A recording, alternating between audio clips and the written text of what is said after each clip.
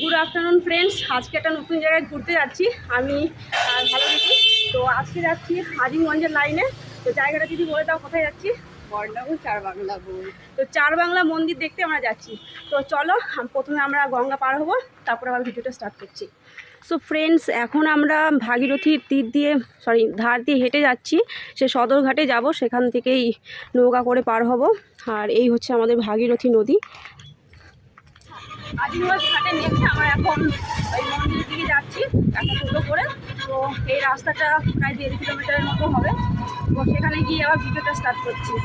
So finally আমরা চার বাংলা মন্দিরের এখানে চলে এসেছি, একদম নদীর পাড়ে। চলো দিদি, এই হচ্ছে তার ভিউ। চলো ঢোকা যাক।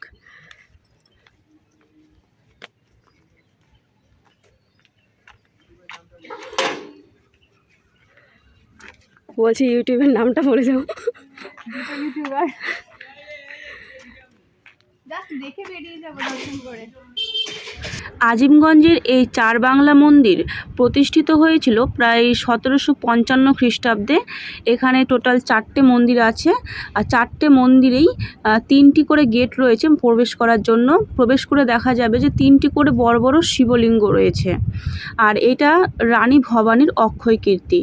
আর খুব ভালো করে লক্ষ্য করলে দেখা যাবে যে মন্দিরের গায়ে অনেক কারুকার্য রয়েছে, যেগুলো বাংলার বিশিষ্ট অলংকার কার্যের প্রকৃষ্ট পরিচায়ক। এখানে পূর্ব দিকের মন্দিরটিতে চুন বালির উপর পৌরাণিক দৃশ্যবলী আঁকা হয়েছে, যা অসাধারণ। এরপর আমরা যাচ্ছি রাজেশ্বরী মন্দির দেখতে। এই চার বাংলা মন্দির থেকে কিছুটা দূরে, মানে পায়ে হেঁটেই আসা যায়। এইটা হচ্ছে ভবানেশ্বর মন্দির। রাজেশ্বরী মন্দির যাওয়ার পথেই রয়েছে, পায়ে হাঁটা পথ একদম। আর এই হচ্ছে রাজেশ্বরী মন্দিরের গেট। তো চলো ভেতরে যাওয়া যাক।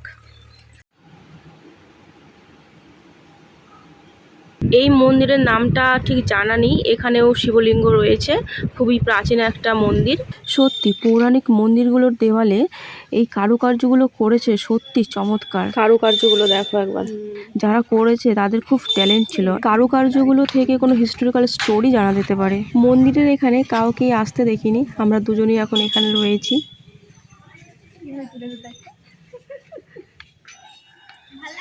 আজিমগঞ্জ ঘোরার জন্য এটা একটা জায়গা।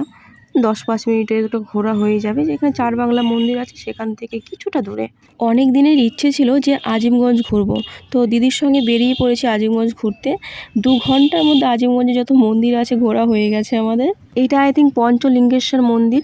মন্দিরগুলো আমরা দেখতেই পেতাম না যদি টোটোওয়ালা আমাদেরকে প্রত্যেকটা মন্দির ঘুরিয়ে ঘুরিয়ে দেখাতো।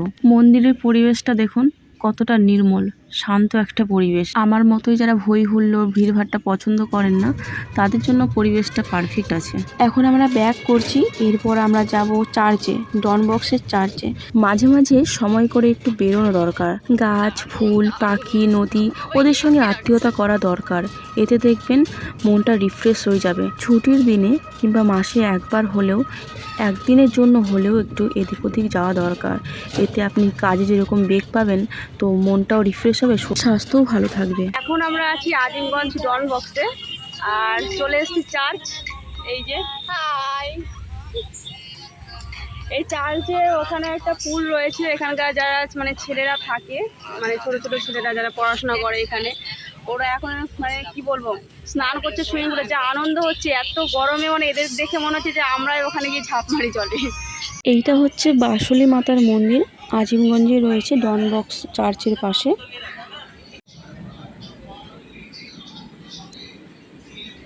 এটা হচ্ছে বাসুলি মাতার মন্দির।